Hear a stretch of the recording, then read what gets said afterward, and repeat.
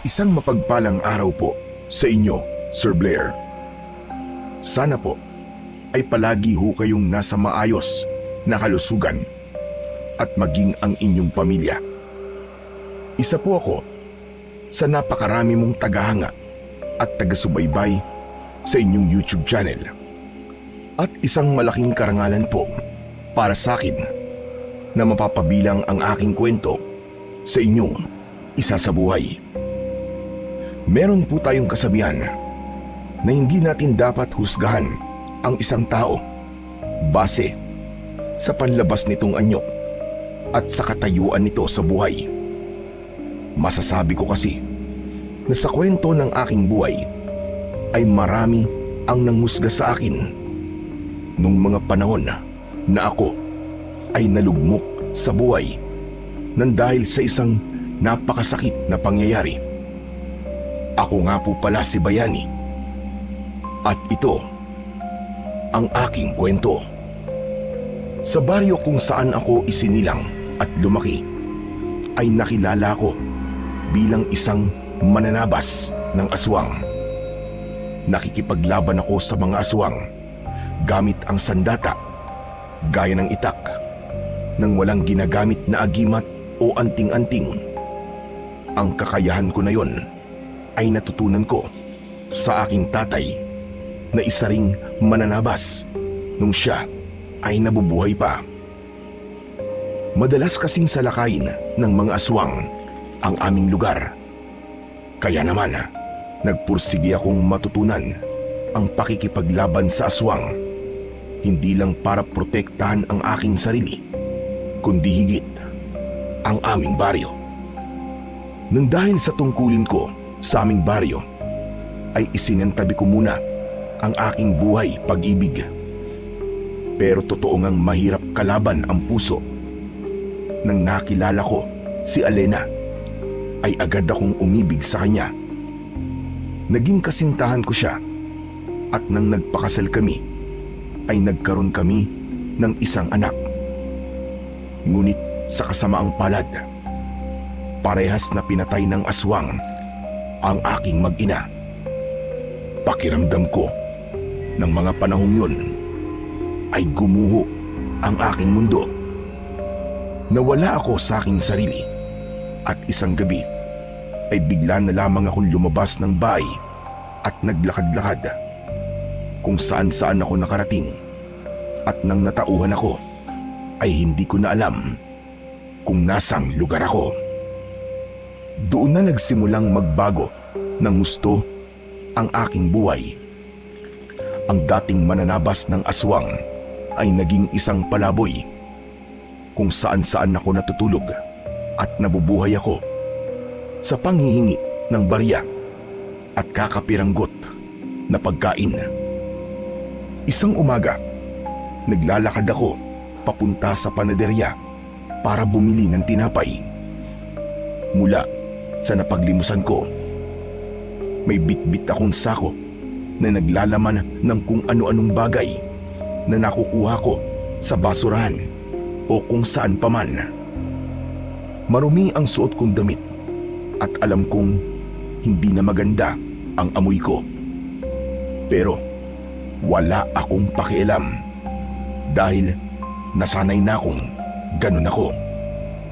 Pagdating ko sa panaderya ay isang batang lalaki ang nakita kong umiiyak dahil nagpapabili siya ng isang tinapay sa kanyang nanay, pero hindi siya binibilhan. Narinig ko na sinabi ng nanay na sakto lang ang pera nila para sa tinapay na kakainin nila para sa almusal. Naawa naman ako sa bata, kaya imbis na ipambili ko ng tinapay ko ang pera ko, ay ibinili ko yun ng tinapay ng bata. Natuwa ako nang nagpasalamat sa akin ng bata at tumigil na siya sa kanyang pag-iyak. Naglakad na ako palayo sa panaderya dahil wala na akong pambili ng tinapay. Pero isang boses ng matandang lalaki ang tumawag sa pangalan ko. Huminto ako at paglingon ko ay nakita ko si Mang Erning na papalapit sa akin. Nagulat ako nang sa paglapit niya ay inabot niya sa akin ang isang supot. Ano po yan, Mang Erning? Pandesal ito. Para meron kang pang-almusal. Mang Erning, kayo po. Baka wala po kayong kakainin. Meron. Ito nga oh. At may isang supot pa ako ng pandesal dito. Nakita ko kasi na ibinili mo yung bata ng tinapay na gusto niya. Naawa po kasi ako sa kanya. Baka matagal na po niyang gustong makakain ng tinapay na yun, kaya tinupad ko na po ang pangarap niya. Maliit na bagay lang naman po yun. Tapos, ikaw naman ang nawalan ng perang pambili ng tinapay. Tama ba? Ganun nga po. Huling pera ko na po kasi yun eh. Pero wala pong kaso, ayos lang po sa akin yun. Kasi sigurado ako na may mga magbibigay naman po sa akin mamaya eh. Talagang inuna mo pa ang ibang tao kesa sa sarili mo. Alam mo, bayani, walang masama sa tumulong. Pero dapat ay sarili mo muna ang una mong tutulungan. Hindi pwedeng tutulong ka tapos ikaw ang mawawalan. Hindi pagiging makasarili kung iniisip mo muna ang iyong sarili bago ang ibang tao paminsan-minsan. Hindi ko po kasi kayang tiisin yung bata eh. Nakakaawa po talaga siya eh. Naalala ko po kasi nung bata pa po ako kapag meron po akong gustong ipabiling laruan sa nanay ko. Tapos, hindi niya po ako binibili kasi wala naman po kaming pera. Alam ko po ang pakiramdam ng ganun eh. Ikaw talaga. Masyado kang mabait. O ganito, gusto mo bang magkape tayo dalawa sa bahay? Masarap yung pandesal kapag may kapartner na kape. Mang Erning, papapasukin niyo po ako sa bahay niyo? Eto naman, kung makapagtanong parang ito ang unang beses na papapasukin kita sa bahay ko. Tara na, sumama ka na sa akin para makapagkape ka at mainitan yung sikmura mo. Halika na. Maraming salamat po, Mang Erning ah. Hindi ko po tatanggihan yan. Ang bait niyo po talaga sa akin. Nakangiting tumango si Mang Erning. At nang naglakad na siya, ay agad akong sumunod sa kanya. Ilang taon na akong nasa baryong yon bilang isang palaboy. At sa lahat ng taong naroon ay si Mang Erning lamang ang nag-iisang nagpakita sa akin ng totoong kabaitan at pagmamalasakit. Marami kasi sa mga tao roon ang ginagawa kong katatawanan dahil sa itsura ko at kalagayan ko sa buhay. May iba na bago ko bigyan ng barya ay pinapasayaw muna ako o hindi kaya ay pinapakanta. Meron ding pinapahirapan muna ako bago ko makuha ang barya na ibibigay nila sa akin. Minsan, itatapon nila sa putikan yung barya para mas lalo kong maging madungis. May isang beses pa nga na inilagay ng isang binata ang piso sa dumi ng hayop at tawa siya ng tawa nang kunin ko yon. Sa madaling salita, napakababa na nga ng tingin ko sa aking sarili ay mas lalo pa nila akong ibinababa.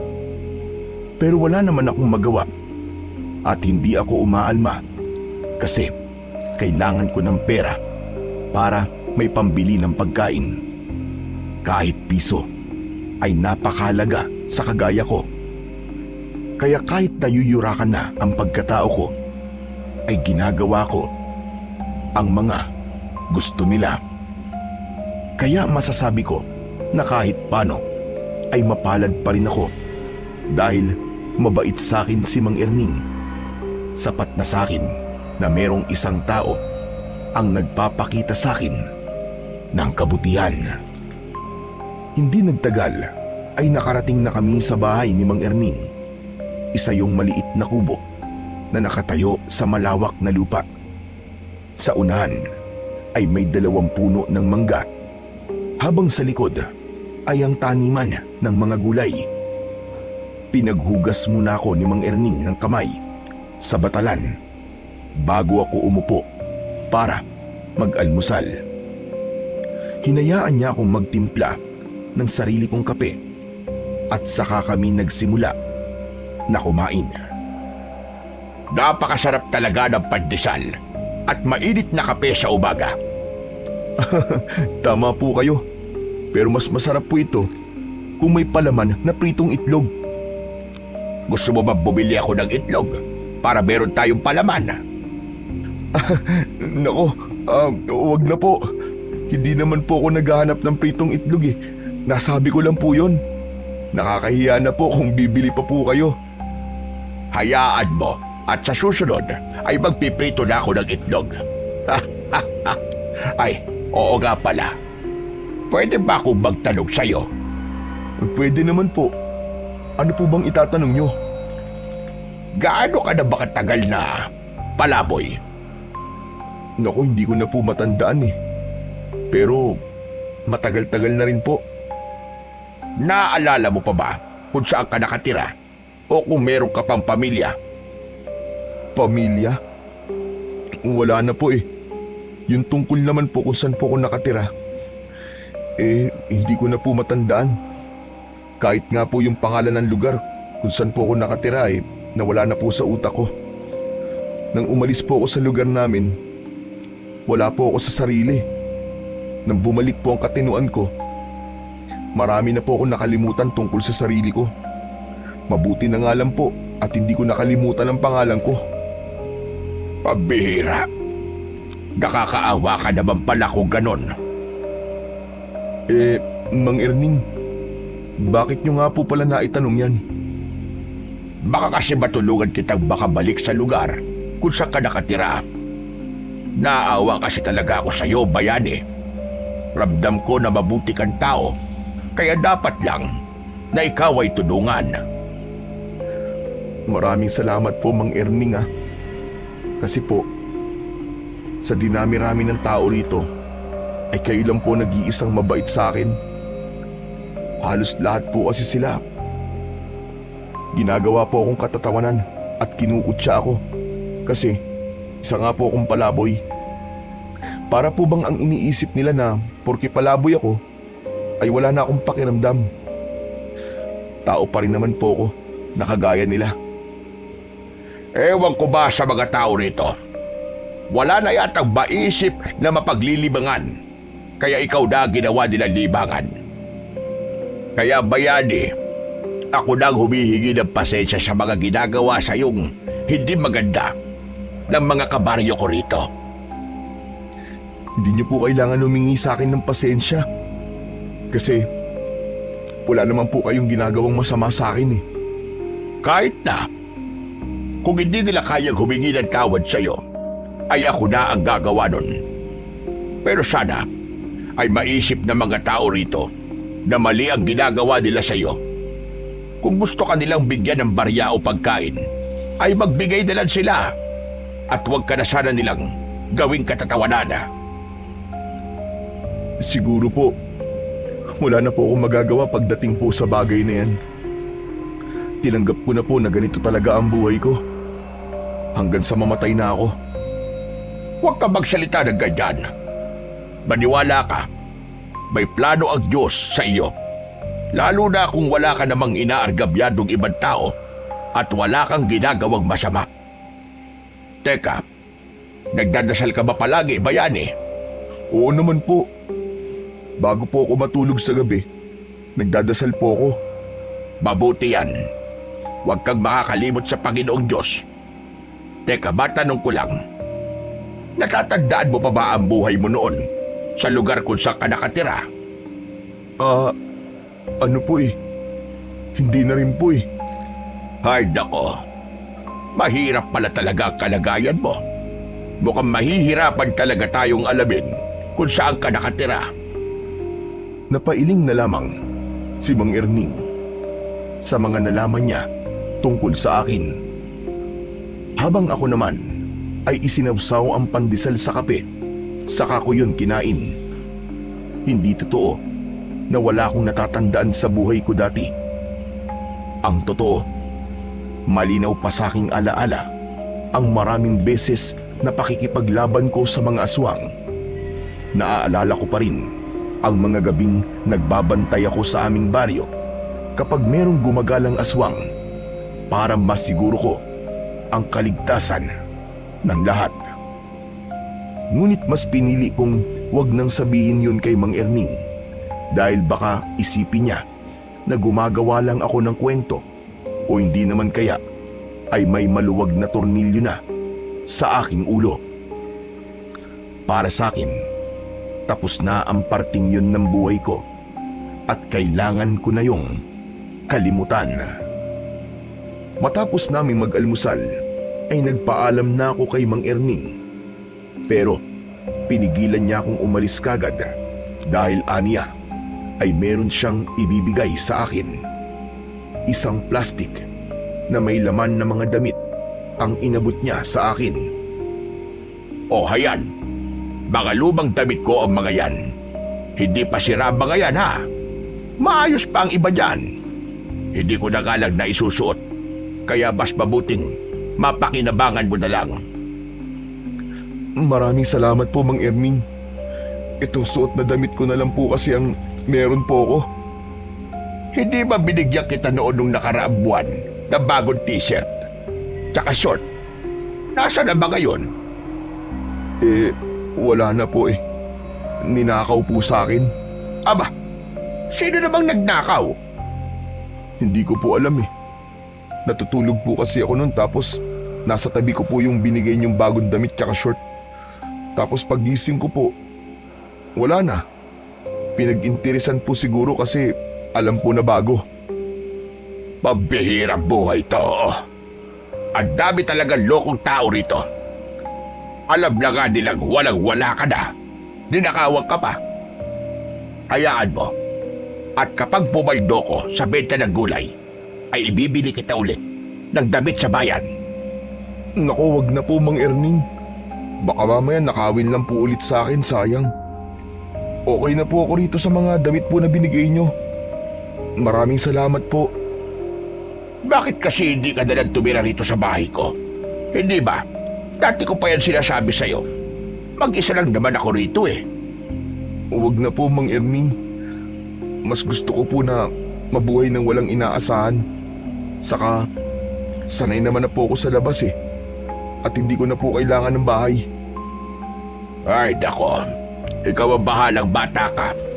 Basta, kung sakaling magbago ang isip mo, ay sabihin mo lang kagad sa akin. Bukas ang bahay ko para sa'yo. Maraming salamat po ulit sa inyo, Mang Erning. Sige po, aalis na po ako. Matapos kong magpaalam kay Mang Erning, ay lumabas na ako ng bahay niya. Habang naglalakad, ay binuksan ko ang plastik at napangiti ako dahil medyo marami ang nakalagay dong damit. Kahit luma na ang mga yon, ay malaking tulong pa rin yun sa akin, lalo na't isang damit na lang ang meron ako. Napakabait talaga ni Mang Erning. Sana ay dumami pa ang mga taong kagaya niya. Mabuti na lang at binigyan niya ako ng mga damit. Dahil nakatutok ang mga mata ko sa mga damit, ay hindi ko napansin ang taong kasalubong ko. Nagulat ako nang bumangga ako sa taong yun. Nabitiwan ko ang plastik at nanlaki ang mga mata ko nang malaman ko na si Donato ang taong nabangga ko. Si Donato ay isang binata na tanod sa baryong yun. Matangkad siya at malaki ang katawan. Brusko ang itsura niya dahil na rin siguro sa makapal niyang bigote. Takot ako sa kanya dahil may isang beses na binugbog niya ako noon. Nahulog kasi ang wallet niya habang naglalakad siya. Pinulot ko yun at sakto naman na lumingon siya. Inakala niya na ninakaw ko yun sa kanya at doon niya na ako binugbog. Simula noon ay naging mainit na ang dugo ni Donato sa akin.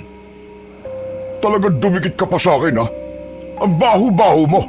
Kakaligo ko pa naman. Pasensya ka na, Donato. Hindi kasi ako tumitingin sa dinadaanan ko eh. Sa tingin mo ba, may magagawa pa yung pasensya mo? Dumikit na yung balat mo sa akin, eh. Kadiri! Ang aga-aga, sinisira mo ang umaga ko. Sorry na talaga, Donato. Hindi ko talaga sinasadya. Yumuko ako para kunin ang plastic. Pero bago ko pa yun makuha, ay inunahan na ako ni Donato. Tinignan niya ang laman ng plastic. Saan mo naman kinuha mga damit na ito, ha? Binigay sa akin ni Mang Erning. Mga pinaglumaang damit niya yan na hindi niya na ginagamit. Binigay ba talaga sa'yo? O baka naman ninakaw mo? Hindi ko yan ninakaw. Kahit kausapin mo pa si Mang Erning, siyang makakapagsabi na binigay niya talaga sa akin yan. Hindi ako naniniwala sa'yo. Magnanakaw ka naman talaga, di ba? Hindi ko pa nakakalimutan na ninakaw mo ang wallet ko. Hindi ko ninakaw yun. Nahulog yun sa bulsa mo, Donato. Nagkataon lang na ako nasa likod mo kaya ako nakapulot. Ibabalik ko naman talaga sa iyo yun eh. Pero nag-isip ka lang kagad sa akin ng masama. Bakit para sa pananalita mo ako pa may kasalanan, ha? Saka sa itsura mong yan, mukha ka talagang magnanakaw Hindi porke palaboy ay magnanakaw na kagad. Maraming ang nakaupo sa gobyerno na maayos ang suot, pero ninanakaw ang kaba ng bayan. Ang dami mo pa sinasabi. Sumama ka na nga lang sa akin sa barangay hall. At bakit naman ako sasama sa doon? Kasi nga, nagnakaw ka. Sinabi nang hindi ko ninakaw ang mga yan eh. Bigay sa akin yan ni Mang Erning. Hindi ako naniniwala sa'yo. Ang dapat sa'yo, ikinukulong. Bayani, Donato, sandali lang. Ano ba nangyayari rito? Para akong nakakita ng anghel nang biglang dumating si Mang Erning. Tumayo siya sa tabi ko at sa kanya kinausap si Donato. Ano na naman ba ito, Donato? Bakit pinagtitripan mo na naman yata si Bayani? Yung palaboy kasi yan nagnakaw. At ano naman ang ninakaw niya? Itong mga damit. Hindi yan ninakaw ni Bayani. Ako ang nagbigay niyan sa kanya. Akin ang mga yan. Marahas na inagaw ni Mang Erning ang plastic kay Donato at sa kanya yon ibinalik sa akin. Ikaw, sa susunod na, Donato, magtatanong ka muna. Hindi yung inaakusahan mo kagad yung tao nang hindi maganda. Saka nabalitaan mo na bang nagnakaw ito si Bayani para masabi mo na magnanakaw siya. Yun lang naman po ang ikinakabuhay ng mga palaboy na kagaya niya, di ba? Ang magnakaw. Saka bakit mo palagi ipinagtatanggol yan? Abogado ka ba niya? Dahil mali ang ginagawa mo. Alam kong mainit ang dugo mo kay Bayani. Pero kung kikilalanin mo siya, ay malalaman mo na mabuti siyang tao. Wala akong interes na kilalanin ang taong kagaya niya. Pwes, ikaw ang lumayo sa kanya. Huwag mong pinapairal yung laki ng katawan mo. Dahil alam kong ampaw naman ang laman ng utak mo. Hindi ko gusto ang tabas ng dila mo, matanda ka, ha? Agad kong nalaman ang gagawin ni Donato nang ikayom niya ang kanyang kamao. Nang akmang susuntukin ni Donato si Mang Erning, ay mabilis kong isinangga ang kamay ko. Malakas na tumama ang suntok ni Donato sa palad ko. Nagulat si Donato sa bilis ng galaw ko. Nang itulak ko siya, ay napaatras siya ng ilang hakbang. Sumugod siya para suntukin ako, pero madali ko siyang naiwasan. Muntik pa siyang mawala na ng balanse. Galit na humarap si Donato sa akin. Akmang susugod na naman siya, pero mabilis na pumagitna sa amin si Mang Erning. Tama na, Donato! Sumusobra ka na! Akala niyo ba ay kaya niyo ako? Kahit pagtulungan niyo pa akong dalawa, ay wala kayong panama sa akin! Ayos lang nasaktan mo ko. Pero kung pati si Mang Erning na matanda na, ipapatulan mo, ibang usapan na yun. Wala akong pakialam, kahit matanda pa yan. Hindi ka ba talaga titigil, ha, Donato? O baka gusto mong isumbong ko na kay Kapitan ang mga kalokohang ginagawa mo para matanggal ka na sa mga tanod dito. Tila natakot si Donato sa sinabi sa kanya ni Mang Erning. Hindi agad siya nakapagsalita, bagamat nanatili ang galit sa kanyang muka. Magkasunod kaming dinuro ni Donato. Hindi pa ako tapos sa inyong dalawa. May araw din kayo. Hihintayin ko ang araw na yon, Donato. Umuusok ang ilong sa galit na umalis si Donato at doon lang ako nakahinga ng maluwag. Humarap ako kay Mang Erning at tinignan ko siya nang may kasamang pag-aalala sa kanyang muka. Ayos lang po ba kayo, Mang Erning? Hindi po ba kayo nasaktan? Ayos lang ako, huwag mo kong intindihin. Saka bakit ako masasaktan? Eh di nga tumama sa akin yung suntok ni Donato dahil sinalo mo. Ayoko po kasing nakakakita ng matandang sinasaktan. Lalo na po kayo. Mabait po kayo sa akin at palagi niyo po akong tinutulungan. Kaya dapat lang po na ipagtanggol ko kayo at protektahan. Kanina ka pa matanda ng matanda, ha? Hindi ko tuloy alam kung may insulto ba ako o kung ano eh. Matanda naman na po talaga kayo, di ba? Sa bagay, tama ka naman. Pero grabe ka, ang galing mo kanina, ha? Hindi ko akalain na marunong ka palang makipagbakbakan. Aba, nagulat ako nung nagawa mong pigilan at iwasan yung mga suntok ni Donato. Saan mo ba natutunan yon? Hindi ko nga rin po alam, Mang Erning eh. Para bang kusa na lang pong kumilos ang katawan ko. Siguro po sa kagustuhan kong hindi kayo masaktan, kaya ko po yung nagawa.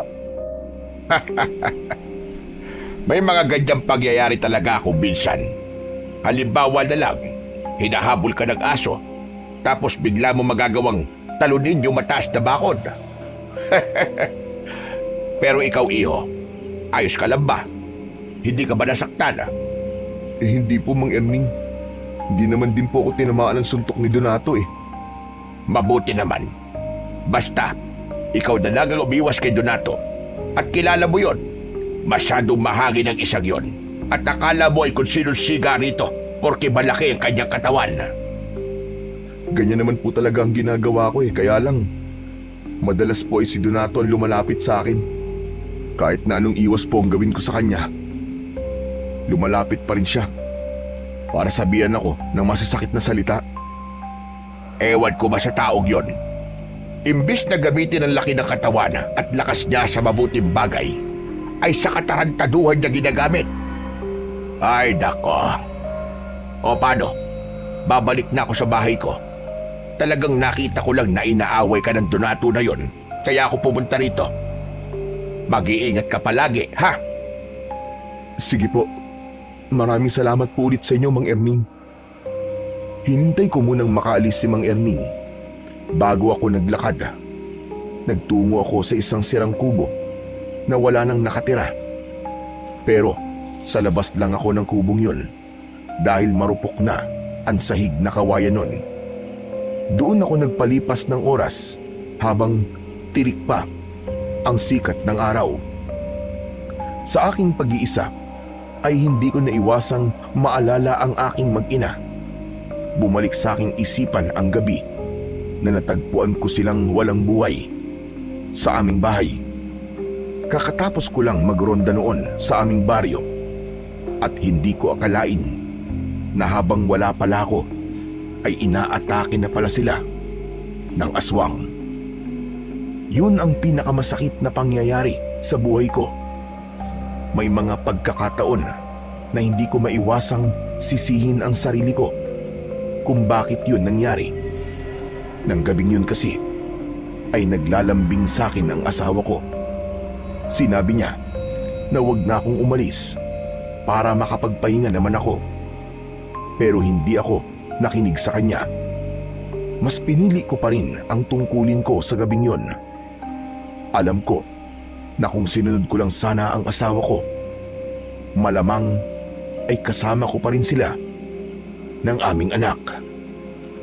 Kinagabihan, gaya ng aking nakasanayan, ay pumuesto ko sa isang puno na nasa likod ng sirang kubo. Naglatag ako ron ng lumang karton. May ibinigay na unan at kumot sa akin si Mang Erning, kaya kahit paano ay komportable ang aking pagtulog. Kakapikit ko pa lang nang may naramdaman akong kakaiba. Biglang naging maalinsangan ng hangin at may naamoy akong parang nabubulok na karne. Bumalikwas ako ng bangon at nakiramdam sa paligid. Tahimik ang gabi ng mga sandaling yon. Wala akong naririnig kundi ang huni ng mga kuliglig at ang manakanakang pagtahol ng mga aso sa malayo. Muli akong nahiga. Inisip ko na nagkamali lang ako ng pakiramdam. Sa tagal ko na kasing nakikipaglaban noon sa mga aswang, ay malakas ang pakiramdam ko kapag may aswang sa paligid o sa malapit. At ang mga naramdaman ko ng sandaling yon ay isang malinaw na senyales na mayroong aswang sa kung saan. Ngunit inisip ko na nagkamali lang ako dahil sa tagal ko sa baryong yon, kahit isang aswang ay wala pa akong nakikita. Hindi yun gaya sa baryo namin na halos isang beses sa isang linggo ay merong aswang na umaatake. Nang sumunod na araw, pagkagising ko ay iniligpit ko ang aking hinihigaan. Itinago ko sa sirang kubo ang mga gamit ko. Binilang ko ang mga barya na napalimusan ko nung nakaraang araw. Napangiti ako dahil sapat yun para makabili ako ng ilang piraso ng tinapay. Habang naglalakad ako papunta sa panaderya, ay napansin ko na maraming tao sa harapan ng isang bahay. Isang ambulansya ang naroon at may isinakay doon na taong nakahiga sa stretcher. Nakita ko si Mang Erning sa kumpul ng mga taong nakikiusyoso, kaya lumapit ako sa kanya para magtanong. Mang Erning, ano po nangyari? Patay po ba yung isinakay sa ambulansya? Oo, bayani. Si Celia. Ha? Ano po nangyari sa kanya? Ang sabi ng anak niya ay isang manananggal daw ang umatake sa kanila kagabi. Pinuntirya si Celia kasi nga buntis siya. Nakakaawa nga kasi pati walang kabalay-balay na sanggol ay nadamay. Manananggal? Isang aswang? Ganun na nga, bayani. Teka, bakit parang hindi ka rin makapaniwala? Sa bagay, kahit ako ay hindi makapaniwala na merong sasalakay na manananggal dito. Sa tagal ko na naninirahan dito sa baryong ito, gayon lang ito nangyari. Natigilan ako sa narinig ko. Doon ko napagtanto na hindi ako nagkamali sa naramdaman ko kagabi na merong aswang. Bigla akong nakaramdam ng pagsisisi dahil kung pinakinggan ko lang sana ang naramdaman ko kagabi, ay baka nagawa kong iligtas si Celia at ang magiging anak niya. Ganun pa man, sinabi ko sa sarili ko na matagal ko nang tinalikuran ang pagiging mananabas, kaya wala nang dahilan pa para balikan ko pa ang dati kong ginagawa. Pinilit kong kumbinsihin ang sarili ko na wag na akong makialam sa problema ng baryong yon sa manananggal dahil mas gusto ko na ang tahimik na buhay. Buong araw na pinag-usapan sa buong baryo ang nangyari kay Celia at ang pagsalakay ng manananggal. Marami ang natakot habang meron din namang iba na hindi naniwala. Sa mga sumunod na araw ay may ilang nagsabi na nakita nila ang manananggal.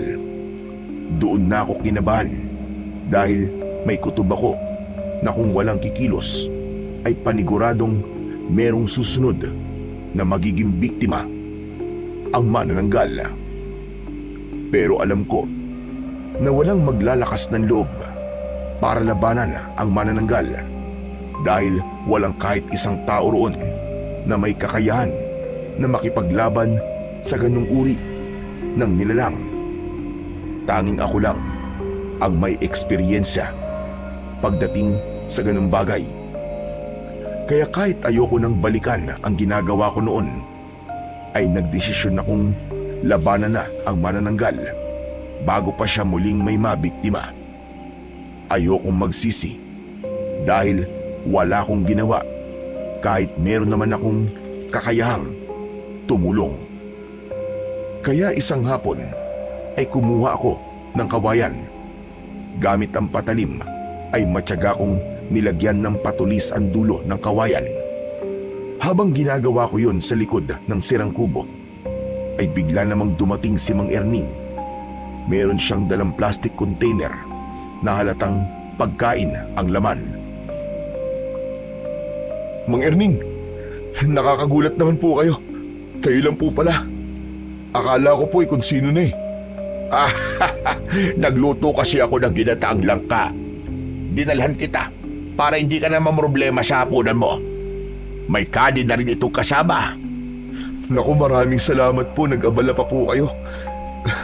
Pero sakto po ang dating nyo kasi sa totoo lang po iniisip ko nga na matutulog na lang po ako ng gutom mamaya kasi wala po ako napagpalimusan sa maghapon eh.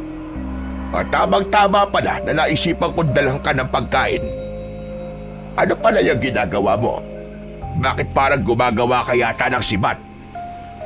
Tama po kayo, sibat nga po ito. Para sa bayan? Hindi po ba merong manananggal na gumagala rito sa gabi?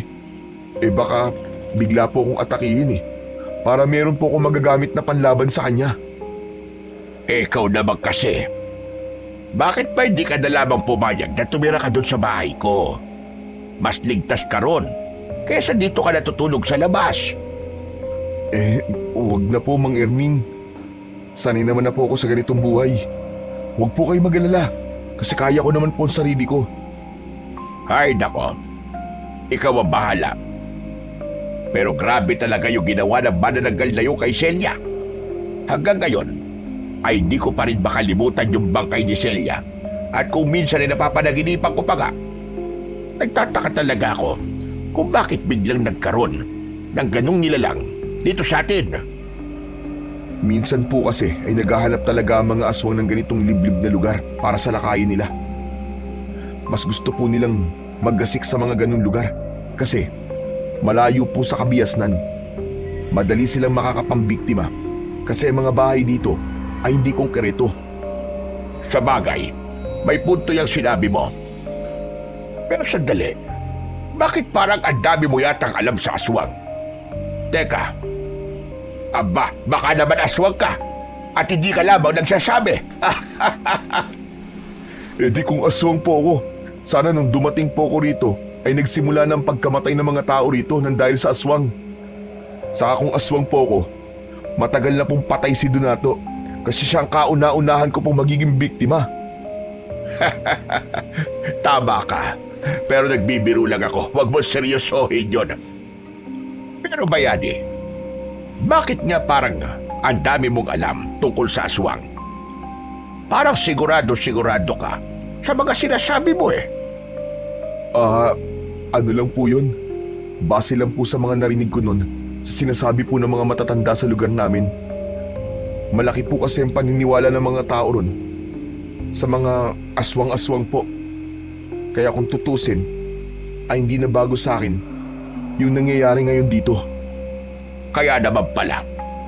Pero kung ako ang tatanungin, noon pa man, ay naniniwala na rin ako sa mga ganong nilalang. Doon kasi sa probinsya, kung saan ako ipinanganak at lumaki, ay madalas din ako makarinig ng kwento tungkol sa mga aswang-aswang na yan. Pero kung itatanong mo, kung nakakita na ako ng aswang sa personal, ay hindi pa. Ikaw ba? Nakakita ka na ba ng totoong aswang? Hindi pa po. Sa kwento-kwento ko lang din po nalaman ang tungkol sa kanila. Saka kapag madilim na po, hindi na po ako pinapalabas nun kasi nga ang palagi nilang sinasabi ay kukunin o papatayin daw ako ng aswang. Nako, napapahaba na pala ang kwentuhan natin dalawa. O siya, sige, ako'y uuwi na. At baka maabutan pa ako ng dilim sa daan. Mahirap na. Baka ako pa ang sunod na mapatay ng pesting manananggal na yon. O sige na, bayani. Sige po. Mag-iingat po kayo, Mang Erning. Salamat po dito sa dala nyo. Walang anuman. Pero ikaw ang dapat na mag-ingat. Dahil ikaw ang natutulog dito sa labas. Kaya ko po ang sarili ko, Mang Erning. Sigurado ka ba na ayaw mo sa bahay ko muna tumuloy? Kahit habang hindi pa tayo sigurado. Kung hindi nasasalakay yung manananggal. Ayos na po ako dito. Huwag po kayo mag-alala sa akin.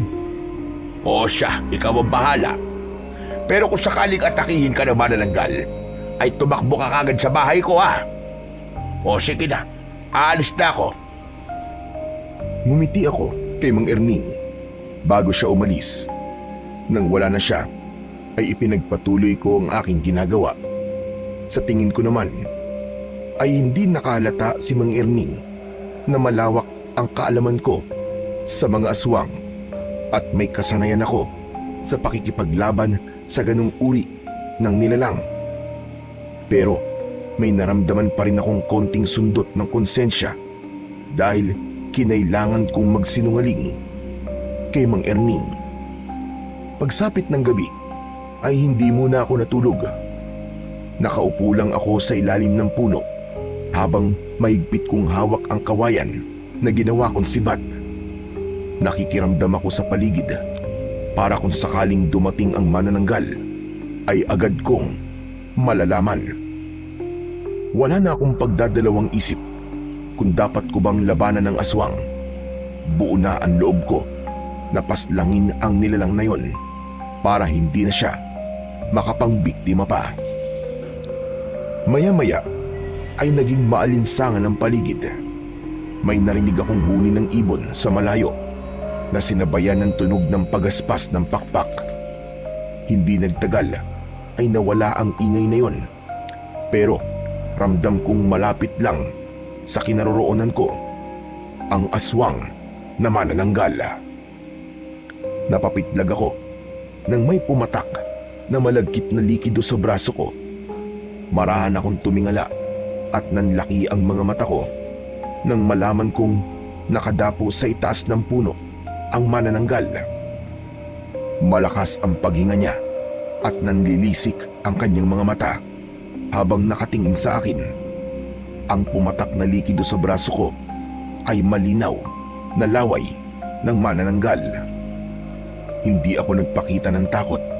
Pakiramdam ko ay hindi ako matagal na hindi nakipaglaban sa mga ganong klase ng nilalang.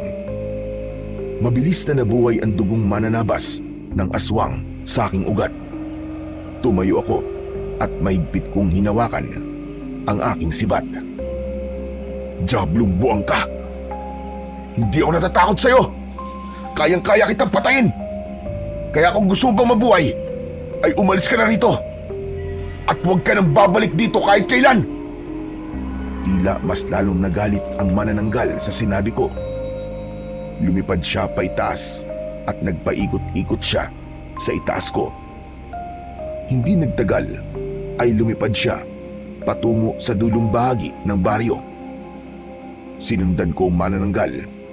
Hindi ko inalis ang tingin ko sa kanya dahil hindi siya maaaring mawala sa aking paningin. Desidido na akong patayin siya sa gabing yon. Pagdating ko sa masukal na bahagi ng baryo, ay hindi ko maintindihan kung bakit biglang nawala ang manananggal. Tumingin ako sa paligid, pero hindi ko alam kung saan siya nagpunta. Anak ng teteng, sa kaya nagpunta ang manananggal na yun.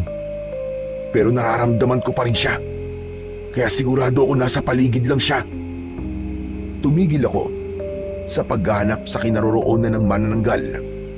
Pumikit ako at mas nilakasan ko ang aking pakiramdam. Mas naging matalas ang aking pandinig. At lahat ng kaluskos sa paligid ko ay naririnig ko. Isa yon sa mga taktika ko kapag nagtatago ang kalaban kong aswang. Ibinukas ko ang mga mata ko nang naramdaman ko kung nasaan ang manananggal. Agad akong pumaling sa kaliwa at malakas kong pinakawalan ang dala kong sibat. Hindi ako nagkamali dahil mula sa direksyon na yon ay pasugod na sa akin ang manananggal. Bumaon ng sibat sa dibdib ng manananggal. Bumagsak siya sa lupa at para siyang bolang nagpagulong-gulong. Hindi ko na siya binigyan ng pagkakataon na makalipad ulit. Tumakbo ko papunta sa kanya at hinugot ko ang sibat at buong lakas ko yung itinarak sa gitna ng kanyang noo. Umawang ang bibig ng manananggal at nanlaki ang kanyang mga mata. Nalagutan siya ng hininga habang nakadilat ang kanyang mga mata na parabang hindi siya makapaniwala sa mabilis na kamatayan na sinapit niya sa akin. Anak ka ng teteng, ang dali mo namang patayin. Hindi man lang ako pinagpawisan sa'yo. Dapat lang yan sa mga kagaya mo para hindi ka na makapambiktima pa ng mga taong walang kalaban-laban. Nang masiguro kong patay na ang manananggal, ay umalis na ako para bumalik sa aking tinutulugan. Masaya ako dahil wala nang susunod na magiging biktima ang manananggal. Sigurado ko na bukas ng umaga, sa sandaling matagpuan ng mga tao ang walang buhay na katawan ng manananggal, ay labis silang matutuwa. Naging mahimbing ang tulog ko ng gabing yon dahil alam kong ligtas ng muli ang aming baryo. Pagsapit ng umaga ay hindi ko inasahan na gigisingin ako ni Mang Erning. Malakas niyang niyugyug ang katawan ko. Bayani! Bayani, gumising ka! Bayani! Mang Erning, bakit po ba? Ang aga niyo naman pong mang-abala na natutulog. Inaantok pa po ako eh. Umamin ka nga sa akin. Ikaw ba ang pumatay sa manananggal? Ho? Ano po? Patay na po yung manananggal? Huwag ka na magmamaang-maangang pa. May hinala ako na ikaw ang pumatay sa manananggal na yon.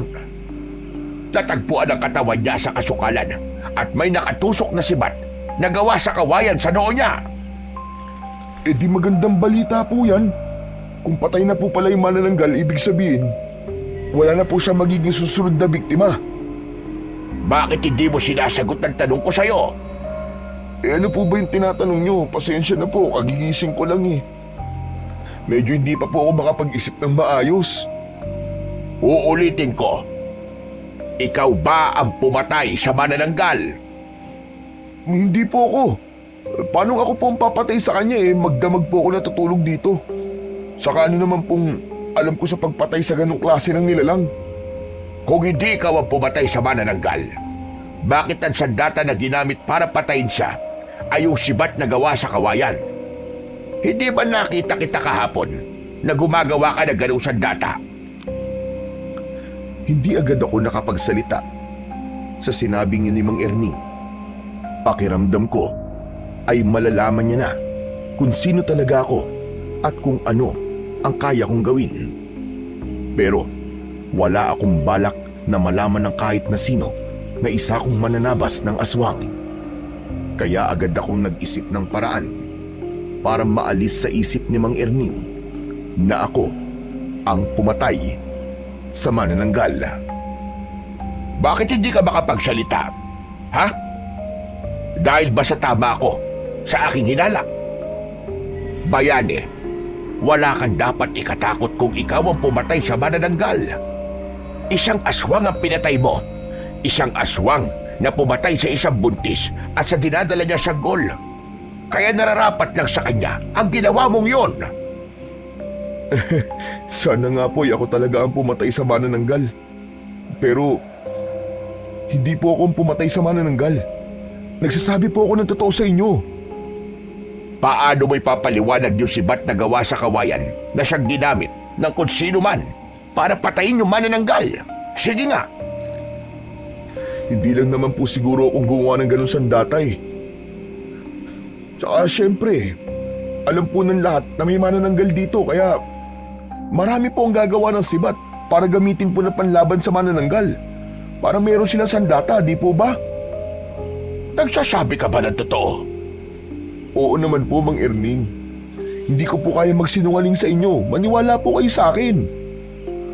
Kung ganun, sige nga. Nasa na? Nasa na sibat na ginawa mo? Ipakita mo sa akin yun ngayon. Ha? Ano po wala na po dito eh. Paano wala na? Nasaan yun? Saan napunta? Ano po kasi, yung pinanggatong ko po kagabi. Tama, pinanggatong ko. Malamig po kasi kagabi kaya gumawa po ako ng apoy mula sa kahoy ng kawayan. Tingnan nyo nga po, nandyan pa po yung bakas ng mga kahoy at kawayan na sinunog ko. Itinuro ko kay Mang Erning ang bakas ng pinagsunugan ko ng mga kahoy malapit sa akin. Pero ang totoo ay matagal na yon. Kahit paano ay nakahinga ko ng maluwag dahil tumangu-tango siya. Isang indikasyon na naniwala siya sa sinabi ko. Sige. Sa ngayon ay maniniwala ako sa mga sinasabi mo. At sana nga ay hindi ka nagsisinungaling. Dahil wala kang dapat na ikatakot kung ikaw man ang totoong pumatay sa manananggal. Marami pa nga ang matutuwa sa'yo kapag nagkataon. Hindi ko po kaya magsinungaling sa inyo, Mang Erning. Napakabait niyo po sa akin para magsinungaling po ako sa inyo. Sa gitna ng aming pag-uusap ay narinig namin ang mga taong nagmamadaling naglalakad patungo sa kinaroroonan ng katawan ng manananggal. Naulinagan namin, nakilala na nila kung sino ang pumatay sa manananggal. At dahil doon ay nagkatinginan kami ni Mang Erning. Sabay kaming umalis para puntahan ang kinaroroonan ng manananggal. Pagdating namin doon ay sumalubong sa amin ang maraming tao, pero isang tao lamang ang nakakuha ng aking atensyon. Walang iba kundi si Donato. Mayabang siyang nakatayo sa tabi ng manananggal. Nakatapak ang isa niyang paa sa ibabaw ng dibdib ng manananggal, habang ang isa niyang kamay ay hawak ang sibat na nakatusok pa rin sa noo ng aswang. Aba, si Donato ba ang nakapatay sa manananggal? Mukhang ganun na nga po. Pasensya na kayo kung di ko kagad sinabi sa inyo na kumikilos ako para paslangin ang manananggal na ito. Ayoko kasi ng mga ako ko, tapos hindi ko rin naman pala magagawa. Naisip ko na mas maganda kung kikilos ako nang walang nakakaalam. At kapag nagtagumpay na ako, ay saka ko na lang ipapaalam sa inyong lahat. Tama ang narinig nyo. Ako nga ang pumatay sa manananggal na ito. Kaya simula sa araw na ito, ay hindi nyo na kailangan matakot pa. Makakabalik na tayong lahat sa normal nating mga buhay. Malakas na nagpalakpakan ang mga tao dahil sa labis na tuwa matapos magsalita ni Donato. Marami ang pumuri sa kanya at nakita ko ang yabang sa kanyang muka. Maraming salamat sa mga papuri ninyo. Pero kailangan ko muna magpahinga. Hindi naging madali ang pakikipaglaban ko sa manananggal. Kaya hayaan niyo akong makabawi ng lakas. Kapag nakapagpahinga na ako, ay sasagutin ko ang lahat ng mga tanong niyo. Sa ngayon ay uuwi na muna ako sa bahay ko at sana bigyan niyo ako ng ilang araw na pagpapahinga. Kahit alam kong gusto niyo ako makausap. Dahil humahanga kayong lahat sa aking kagitigan. Nakangising kumaway si Donato sa mga tao bago siya naglakad palayo.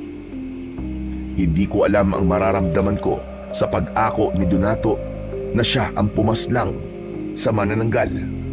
Kahit nakilala ko na mayabang siya, ay hindi ko naisip na kaya niyang akuin ang isang bagay na alam naman niya sa kanyang sarili na hindi naman siya ang gumawa.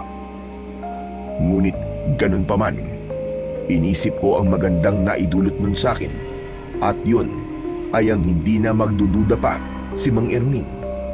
na hindi ako nagsasabi ng totoo sa kanya. Isa pa, ayoko rin talagang may makaalam na isa akong mananabas ng aswang dahil panigurado na kung sakaling may mga aswang pa na sasalakay sa baring yun, ay ako na palagi ang aasahan nila. Ayoko na ng ganong responsibilidad, lalo na't yun ang naging dahilan ng pagkamatay ng aking asawa at anak. Nang dahil sa mga aswang na pinatay ko, ay pinuntirya ng ibang aswang ang aking mga mahal sa buhay para makaganti sila sa akin.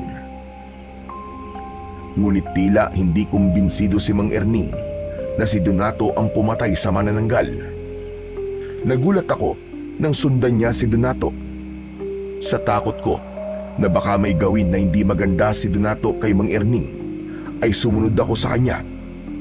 Humarang si Mang Erning sa harapan ni Donato. Donato, sandali. Mag-usap nga tayo dalawa. Mahina na bang pandinig mo, ha, tanda? Hindi bang sabi ko ay ayoko munang abalahin niyo ako? Hindi mo ba kayang pagbigyan ng hiling ko kapalit ng pagpatay ko sa manananggal? Ang sabi ko, kailangan ko ng pahinga. Sigurado ka bang ikaw ang pumatay sa manananggal? O isa lang ito sa mga kasinungalingan mo? Magpasalamat ka dahil maganda mood ko ngayong umaga. Dahil kung hindi, kanina pa dumugo yung nguso mo dahil sa sinabi mo sa akin. At talaga nakuha mo pa akong pagdudahan, ha? Kaysa magpasalamat ka sa kabayaniang ginawa ko. Saka lang ako magpapasalamat sa iyo kapag nasiguro ko na ikaw nga talaga ang pumatay sa manananggal. Malinaw na wala kang ebidensya na ikaw nga ang may gawa nun. Ang pinanghahawakan mo lamang ay ang mga salita mo. Kahit sino ay pwedeng gawin yon. Kahit ako ay kaya kong sabihin na ako ang pumatay sa manananggal. Walas, teka. Natawa naman ako sa sinasabi mo, tanda. Sa tingin mo ba ay merong maniniwala sa'yo kapag sinabi mong ikaw ang pumatay sa manananggal? Sa tanda mong yan, paniguradong marupok na mga buto mo. At talagang nagdududa ka pa sa kakayahan ko, ha? Hindi mo ba nakikita ang laki ng braso ko at ang laki ng katawan ko? Kaya nga ngayon, ay pwede kitang ibalibag dyan sa kinatatayuan mo. Donato, huwag mo namang sasaktan si Mang Erning. Matanda na siya. Eh, yung matanda na yan eh. Kung naiingit kasi siya sa akin, dahil maraming humahanga sa akin, eh manahimik na lang siya. Baka atakihin pa siya sa puso sa sobrang inggit niya. Baka yung pa ikamatay niya. Napakabastos talaga ng bunganga mo. Kaya hindi ako naniniwala na magpapakabayani ka para sa aming lahat. Hindi ikaw ang klase ng tao na handang isugal ang sarili para lamang sa iba. Eh di huwag kang maniwala. Wala akong pakialam. Basta ako, alam ko kung ano ang totoo. Kaya ikaw, mamatay ka sa inggit at galit mo sa akin. Tumabi na nga kayong dalawa. Baka hindi pa ako makapagtimpi. Sipain ko kayong dalawa eh. Hinawakan ko sa braso si Mang Erning at binulungan ko siya na tama na. Alam kong napilitan lang siya nang hilahin ko siya palayo kay Mang Donato. Mayabang kaming tinignan ni Donato bago siya naglakad palayo. Hindi ko pa rin binitiwan si Mang Erning dahil baka biglang sundan na naman niya si Donato. Saka ko lang pinakawalan ang braso niya nang nawala na si Donato sa aming paningin. Napakayabang talaga ng Donato na yon. Akala mo ay kung sinong malakas. Ha! Kahit malaki ang katawan niya, ay ampaw naman ang utak niya. Eh bakit niyo naman po kasi ginawa yun, Mang Erning? Tignan niyo po, mas lalo tuloy na galit si Donato sa inyo. Baka gumanti po yun sa inyo. Eh di gumanti siya. Sa tingin ba niya ay natatakot ako sa kanya? Ha! Nek-nek niya. Kung ang iba ay nagagawa niya sindakin, ibahin niya ako. Hindi ako takot sa kanya. Tama na po yan, Mang Erning. Baka magkatotoo yung sinabi ni Donato. Eh, baka bigla po kayong atakihin sa puso dahil sa sobrang galit nyo. Wala akong sakit sa puso, kaya malabo mangyari ang sinasabi mong yan. Hindi talaga ako naniniwala na ang lalaking yun ang pumatay sa manananggal. May ibang taong gumawa nun, pero ayaw lang niyang magsalita. Kung ano man ang dahilan ng taong yun, ay yun ang hindi ko pa alam sa ngayon. Pero gagawa ako ng paraan para malaman kung sino talaga ang pumatay sa manananggal, para mabigyan siya ng papuri na nararapat para sa kanya. Hindi na lang ako nagsalita dahil baka makahalata pa si Mang Erning na ako talaga ang pumaslang sa manananggal. Para sa akin ay hindi ko na kailangan pa ng papuri. Sapat na sa akin na alam kong ligtas na ang baryong yun at wala nang mamamatay nang dahil sa isang manananggal. Sa mga lumipas na araw ay muling naging kampante ang mga tao sa baryo. Masaya ang lahat dahil wala na ang manananggal at hindi na nasundan ang naging una nung biktima. Tila naging sikat naman si Donato dahil sa pag-aakala ng mga tao na siya nga ang pumatay sa manananggal. Marami ang humanga sa kanya at marami ang nais marinig ang kwento niya kung paano niya napaslang ang aswang. Nanatiling tikom ang bibig ko at mas pinili kong wag nang isiwalat ang katotohanan. Masaya na rin ako sa nangyari dahil makakapamuhay na kaming muli ng tahimik at payapa. Isang tanghali ay nasa bahay ako ni Mang Erning. Pinuntahan niya ako kanina at sinabi niya na nagluto siya ng adobong baboy at nais niya na pagsaluhan namin yon. Sa gitna ng aming pagkain ay nagulat kami nang isang babae ang biglang pumasok sa bahay ni Mang Erning. May bag na nakasukbit sa kanyang likod. Nagliwanag ang mukha ng babae nang nakita niya si Mang Erning. Lumapit siya kay Mang Erning at mahigpit niyang niyakap ang matanda. Lolo! Lolo, namiss ko po kayo! Olivia, anong ginagawa mo rito? Ginulat mo naman ako sa pagdating mo. Siyempre, binibisita ko po kayo. Nag-resign na po ako sa trabaho. Kaya naisipan ko pong dalawin kayo habang nagpapahinga po ako. Baka isipin nyo na nakalimutan ka na namin. Nasurpresa naman ako sa pagdating mo, iha. Maraming salamat, apo. Oo nga pala. Bayani, ito si Olivia. Apo ko ito na nakatira sa Maynila. Olivia, apo. Siya naman si Bayani. Mabait yan. Kaibigan ko yan dito.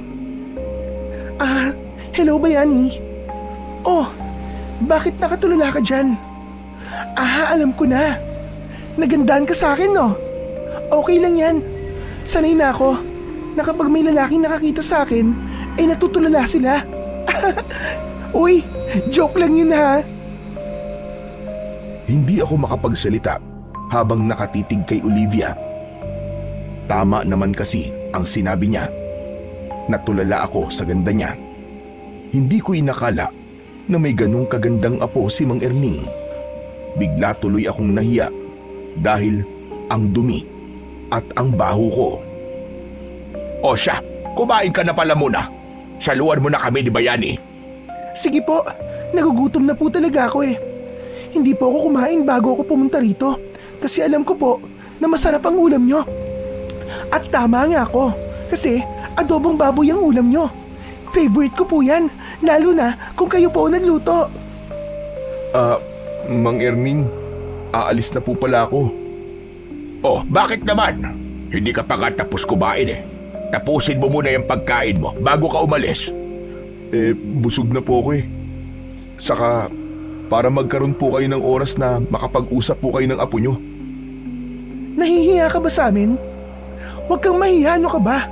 Saka, wala namang kaming pag-uusapan ni Lolo na hindi dapat marinig ng ibang tao. Okay lang yan. Tapusin mo na yung pagkain mo. Sige. Hindi na muna ako umalis. Nakayuko ako habang kumakain dahil talagang nakaramdam ako ng hiya nang dumating si Olivia. Nakinig na lang ako sa kumustahan ni na Olivia at Mang Erning. Nang matapos na kaming kumain ay nagpaalam na ako. Bumalik ako sa aking pinagpapahingaan at doon ay inilabas ko ang isang matamis na ngiti. Naglalaro kasi sa utak ko ang magandang muka ni Olivia. Aminado ko na may naramdaman akong pagkagusto sa kanya kahit unang beses ko pa lamang siya na nakita. Simula nang dumating si Olivia sa baryo ay palagi kong sinisiguro na kahit paano ay maayos ang aking itsura sa tuwing nagpupunta ako sa bahay ni Mang Erning. Ayoko kasi na palagi akong makikita ni Olivia na marumi. Hindi naman sa umaasa ko na magugustuhan din ako ni Olivia dahil malabong mangyari yon. Pero gano'n naman yata talaga kapag may gusto ka sa isang tao. Gusto mo na kapag nakita ka niya ay maayos ang itsura mo. Isang umaga, pumunta ako sa bahay ni Mang Erning na may dalang isang plastik ng mangga. Ibinigay ko yun kay Mang Erning at nagpasalamat siya sa akin. Aba, saan mo naman nakuha ang mga manggang ito? Ang dami nito ah. Pinakit po kasi sa akin ni Aling Mona yung puno ng mangga niya. Kasi marami na pong bunga eh. Tapos yun, binigyan niya po ako ng pera, saka po ng mangga. Marami pong mangga ang ibinigay niya kaya naisipan ko pong bigyan po kayo. Hindi ko naman po kayang ubusin ng mga yun eh. Kaya kaysa mabulok po, ay mas mabuti pang ibigay ko na lang po ang iba sa inyo. Ganun ba? Maraming salamat. Masarap ito kapag ginawang ensalada. Paborito ni Olivia yon. Oo nga pala. Napapansin ko na palagi ka na lamang naliligo. Meron ka bang pinupormahan? Po, wala po. Naisip ko lang po kasi na hindi porke palaboy po ko, ay dapat magmukha po talaga akong palaboy. Maganda yung naisip mo na yan. Alam mo kasi, may mga tao na bumabase sa itsura mo kung paano ka nila itatrato. Hindi sa sinasabi ko na tama yun ha. At ganun ako. Pero yun kasi ang masakit na katotohanan ng buhay. Tama naman po kayo sa sinabi nyo. Pero alam ko po na hindi kayo ganong klase ng tao. Kasi nung una pa lang po ay maganda na po ang trato nyo sa akin. Naputol ang pag-uusap namin ni Mang Erning nang makita namin si Olivia na paparating. Nagulat ako kasi kasama niya si Donato. Nang nasa tapat na sila ng bakuran ni Mang Erning ay inabot ni Donato kay Olivia ang bayong saka siya umalis. Nakangiting lumapit sa amin si Olivia. Lo, nabili ko po lahat ng pinapabili niyo po sa akin sa talipapa. Makakapagluto na po kay mamaya ng laing. Tapos, pinakayod ko na rin po yung nyog kasi baka manakit pa po ang likod niyo kung kayo po ang gagawa nun. Teka. Bakit pala kasama mo si Donato? Nagkakilala po kami kanina sa may talipapa. Mukhang mabait naman po eh. Kasi tinulungan pa nga po niya akong tumawad sa mga tindera. Saka, mukhang sikat po siya rito, no? Totoo po ba yung sinabi ni Donato na meron daw siyang pinatay na manananggal dito? Grabe, hindi ko po akalain na totoo pala ang manananggal. Yun ay sabi lang niya. Pero wala naman siyang ebidensya na siya nga talaga ang pumatay sa manananggal. Saka ikaw nga huwag ka nakikipag-usap sa lalaking yon. Ho? Bakit naman po? Napakayabang na tao ng Donato na yon. At isa pa, galit ako sa kanya dahil ilang beses niya na akong muntik na saktan.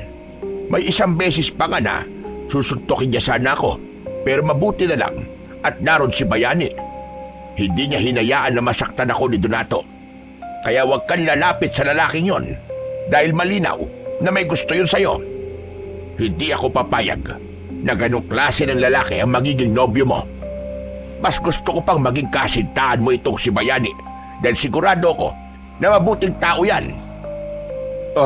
Wala naman po akong balak na ligawan po si Olivia, Mang Erning. Talagang dinamay niyo pa po ako. Nasabi ko lang naman yon. Kasi kumpara naman talaga kay Donato, ay mas mabuting tao ka sa kanya. Ganun po ba? Sorry, Lo ha. Hindi ko kasi alam na masama pala ugali ng lalaking yun. Nung nagpakilala kasi siya sa akin, ang bait-bait niya. Pero parang mayabang nga po. Kasi kahit hindi ko naman po tinatanong, ay binanggit niya po sa akin na meron nga po siyang pinatay na manananggal. At ang sabi pa po niya, ay kilalang kilala po siya sa baryong to dahil po sa bagay na yon. Oh, nakita mo na. Hindi ba't ubod ng yabang ang lalaking yon? Huwag po kayong mag-alala, Lo. Hindi ko na po kakausapin pang muli si Donato.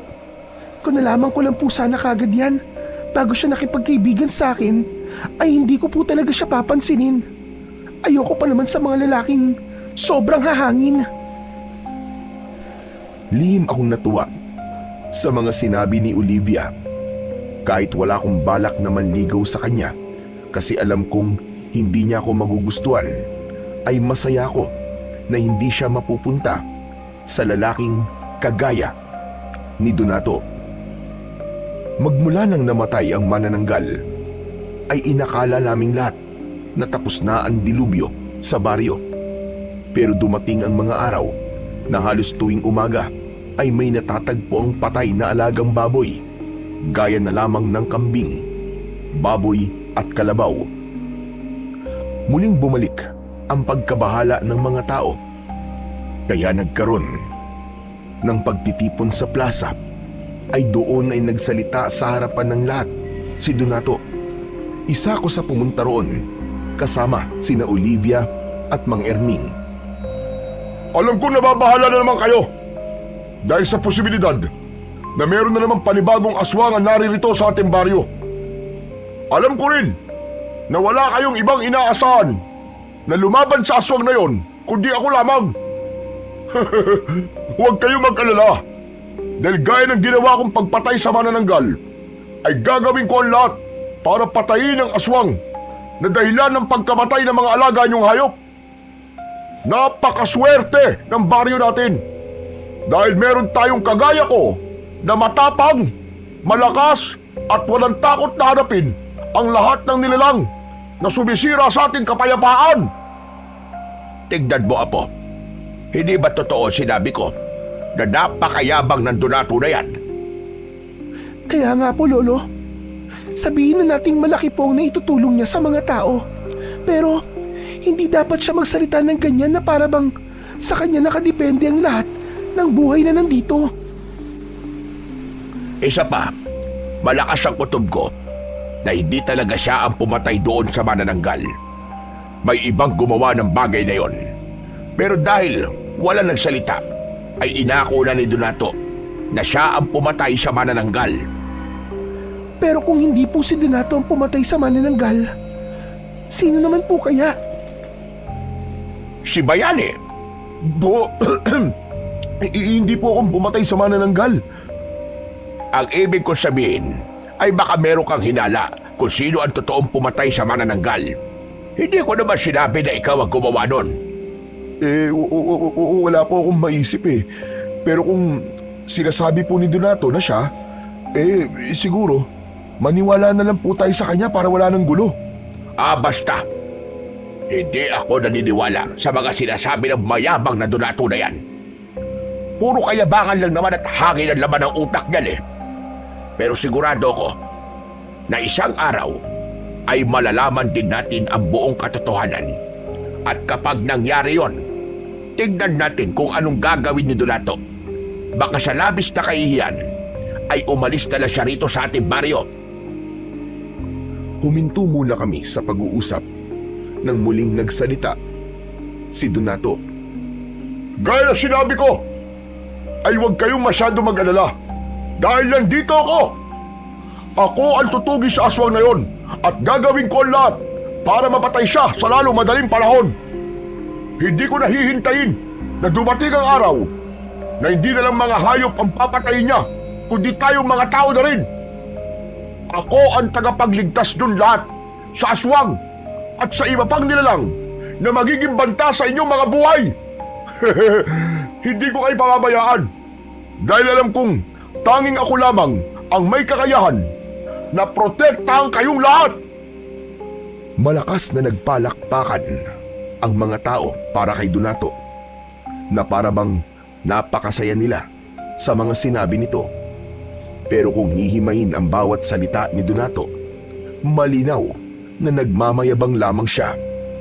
Kung malalaman din ng mga tao na hindi si Donato ang pumatay sa manananggal, ay sigurado ko na mag-iiba ang tingin nila rito. Pero wala akong balak na sirain ang pantasya ni Donato na isa siyang bayani sa baryong yon. Nakaramdam na ng inis si Mang Erning, kaya inaya niya na kami na umalis. Kaming tatlo ang tanging umalis sa plaza dahil pakiramdam namin ay wala ng kwenta ang mga sinasabi ni Donato. Pagdating namin sa bahay ni Mang Erning, ay sinabi ni Mang Erning na magsisibak lang siya ng kahoy sa likod. Nang kami na lang ni Olivia ang nasa harapan ng bahay, ay nagpaalam na ako sa kanya na aalis na ako. Pero bigla akong pinigilan ni Olivia. Teka, sandali lang bayani. Huwag ka munang umalis. Maiinip kasi ako nito kasi wala na akong makakausap. Busy kasi si Lolo. Gusto mo kong makausap? Ganun na nga. Kaya nga, ayokong umalis ka, di ba? Bakit? Meron ka bang gagawin? Wala naman. Ang totoo niyan tatambay lang ako sa kung saan. Saan ka tatambay? Siguro dun sa may ilog. Tahimik kasi ron Saka walang masyadong tao kapag ganitong oras. Alam mo, simula nang dumating ako rito, ay hindi pa ulit ako nakakapunta sa ilog na yon. Maganda pa rin ba doon? Aba, oo naman, Olivia. Malinis pa rin ang tubig doon kasi inalagaan yun ng mga tao rito Malaki kasi ang pakinabang ng ilog na yun sa aming lahat. Di, doon na lang tayo tumambay. Sasama na lang ako sa'yo. Talaga? Gusto mo akong makasama at makausap? Oo naman. Bakit ba parang ayaw mo maniwala? Si Lolo na mismo ang nagsabi na mabait at mapagkakatiwalaan ka. Kaya tara na. Hindi ako makapaniwala na makakasama ko si Olivia sa isang lugar. Magkasama kaming nagpunta ni Olivia sa ilog. Labis ang tuwa ni Olivia nang makita niya na totoo ang sinabi ko na malinis pa rin ang ilog, at sinabi pa niya na sa susunod na araw ay gusto niyang maligo roon. Umupo siya sa malapad na bato sa tabi ng ilog. Oh, anong ginagawa mo dyan? Bakit nakatayo ka lang? Halika rito. Umupo ka rito sa tabi ko. Huwag na, nakakahiya Ang baho at saka ang dumi ko. Ano ka ba? Ayos lang yan. Umupo ka na rin dito para makapag-usap tayo ng maayos. Sige, ikaw ang bahala. Nag-aalinlangan akong umupo sa tabi ni Olivia. Hindi pa rin ako makapaniwala na napakalapit namin sa isa't isa. Grabe na talaga nangyayari dito, no? Alam mo, sa totoo lang, 3 araw lang dapat ako rito Pero, hindi ko kasi kayang iwanan si Lolo Erning nang mag-isa rito habang may aswang na sumasalakay sa lugar na to. Ang bait mo naman. Akala ko nga aalis ka na kagad nung nalaman mong may aswang na rito ngayon Hindi, no? Ayokong umalis dito tapos mag-iisip ako sa lagay ni Lolo. Pero, curious talaga ako kung sino yung totoong pumatay sa manananggal. Ang sabi kasi ni Lolo ay sigurado siyang hindi si Donato ang may gawa nun. Inako lang daw ng Donato na siya ang pumatay sa manananggal para makapagyabang siya. Kahit ako gustong malaman kung sino ang taong yun. Pero ang swerte naman ni Mang Erning kasi meron siyang apo na kagaya mo. Kung sa iba kasi, baka mas inuna nila ang sarili nilang kaligtasan. Alam mo, Bayani, mabait kasi sa amin si Lolo Erning. Saka, ang laki din ang naitulong niya sa akin na nag-aaral pa lamang ako. Kung hindi dahil sa kanya, hindi ako makakapagtapos ng kurso ko. Hindi sana ako naging nurse ngayon. Gusto ko nga sanang kunin na si Lolo at isama sa Maynila. Pero nang sabihin ko yun sa kanya, ang sabi niya, ayaw niyang umalis dito. Pero sa tingin mo ba, kung hindi si Donato ang pumatay sa manananggal, sino kaya ang totoong pumatay doon? Hindi ko rin alam eh. Wala akong ideya pagdating sa bagay na yan. Ganun ba? Pakiramdam ko kasi, napakabait ng taong yun. Kasi paniguradong alam niya na nagsisinungaling si Donato. Pero mas pinili pa rin niya na manahimik. Baka naman kasi ayaw niya ng atensyon ng mga tao. At okay na sa kanya na alam niyang ligtas ang mga tao rito. May point naman ang sinabi mo. Pero sandali nga, kung makapagsalita ka, parang alam na alam mo yung nararamdaman ng totoong pumatay sa manananggal. Hindi naman sa ganun. Iniisip ko kasi na kung ako yung taong yun, ay ganun na magiging rason ko kung bakit ayoko malaman ng mga tao na ako ang pumatay dun sa manananggal. Sa gitna ng pag-uusap namin ni Olivia, ay nagulat kami nang biglang dumating si Donato. Mahigpit na hinawakan ni Donato ang braso ko at hinila niya ako patayo. Sa bilis ng pangyayari ay hindi ko nagawang iwasan ang pagdapo ng kamao ni Donato sa aking muka. Napaupo ako sa lupa at agad akong nilapitan ni Olivia. Aatakihin sana ulit ako ni Donato, kaya agad na sumigaw si Olivia. Ano bang ginagawa mo? Bakit sinasaktan mo si Bayani? Ginugulo ka ba ng palaboy na yan, ha? May ginagawa ba siyang masama sa'yo? Wala siyang ginagawang masama sa akin. Ganyan ka ba talaga, ha? Bigla ka na lamang nananakit? Pinoprotektahan lang kita, Olivia. Kilala ko kasi ang palaboy na yan eh. At alam kong masama ang ugali niyan. Eh ikaw, hindi mo ba kilala ang sarili mo? Kung meron mang masama ang ugali dito, malinaw na ikaw yon at hindi si Bayani. Walang taong may matinong pag-iisip na mananakit ng kapwa niya nang walang dahilan. Hoy ikaw, anong ginawa mo kay Olivia, ha? May ginamit ka bang ritual sa kanya para ipagtanggol ka niya? Wala akong alam sa sinasabi mo, Donato. Hindi na ako kailangan gamitan ng ritual ni Bayani para maging mabait ako sa kanya. Kasi alam kong mabuti siyang tao. At huwag ka rin magtaka kung bakit hindi maganda ang pakikitungo ko sa'yo. Kasi alam kong masama ang ugali mo. Bukod doon, ay napakayabang mo pa. Ako? Mayabang? Dahil ba sa mga sinabi ko kanina sa plaza? Bakit? Totoo naman lahat ng mga sinabi ko, ha? Kung ang ibang tao ay nagagawa mo lokohin, ibahin mo ko. Si Lolo at si Bayani, hindi kami naniniwala na ikaw ang pumatay sa manananggal. Nagpapatawa ka ba? Hindi ka taga rito, kaya paano mo malalaman ang kakayahan ko? Hindi ko na kailangan malaman pa ang kaya mong gawin. Sa pananalita mo kanina at sa kung paano masaktan si Bayani, ay malinaw na wala sa iyo ang katangian na may totoong malasakit sa mga tao. Kaya sana, lumitaw na kung sino talaga yung totoong pumatay sa manananggal para mapahiya ka. Alam mo, maganda ka sana eh. Ang totoo nga eh, may gusto ko sa'yo. Pero hindi ko gusto ang tabas na dila mo. Salamat sa papuri mo. Pero ganito talaga ako magsalita eh. Kapag masama ang ugali ng isang tao, masama rin ang pakikitungo ko sa kanya.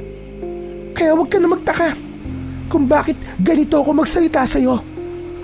Alam mo, kung ano ang dalawang bagay na gusto kong mangyari sa'yo, ha?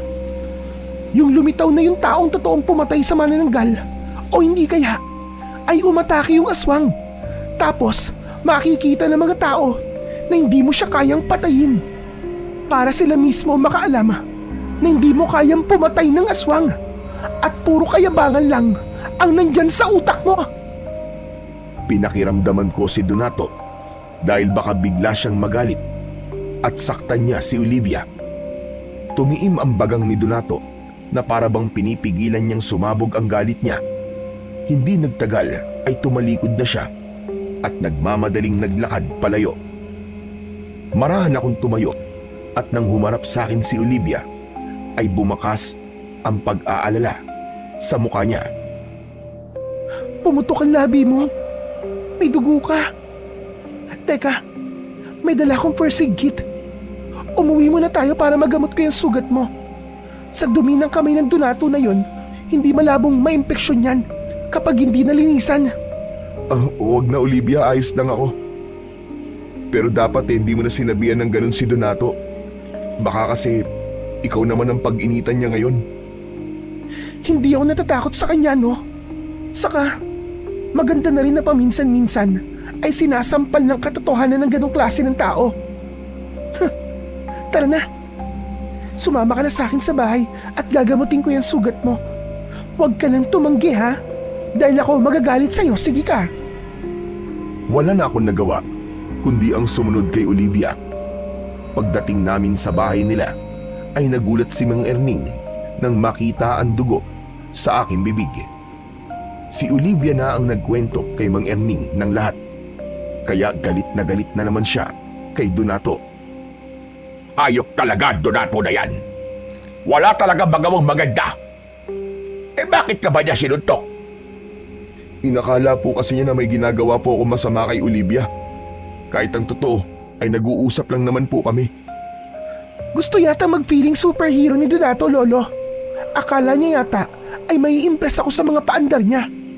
Kaya nang supalpalin ko siya, ay wala na siyang nagawa, kundi ang umalis. Tama lang ang ginawa mo, Apo. Dapat talaga ay palaging sinusupalpal ang Donato na yan para malaman niya na hindi lahat ay takot sa kanya. Kaya nagiging mayabang lalo ang taong yun dahil iniisip niya na lahat ay kayang-kaya niya. Grabe nga po si Olivia kanina, Mang Erning. Nagulat po ako nang sagot-sagutin niya po si Donato. Ngayon ay alam ko na po na sa inyo nagmana si Olivia. Bata pa lang kasi si Olivia ay tinuruan ko na siyang maging matapang at ipaglaban kung ano ang tama. Kaya hindi na ako nagtaka nang sagot-sagutin niya si Donato. Teka, tama na muna yung kwentuhan natin. Kukunin ko lang yung panlinis ko ng sugat para malinisan ko na yung mga sugat mo, Bayani. Pumasok si Olivia sa maliit na kwarto at nang balikan niya kami ay may dala na siyang maliit na bag. Sinimulan niya na ang pag-aalis ng dugo sa bibig ko bago niya nilinisan at nilagyan ng gamot ang aking sugat. Habang ginagawa yun ni Olivia ay tila wala ako sa aking sariling nakatitig lamang sa kanya.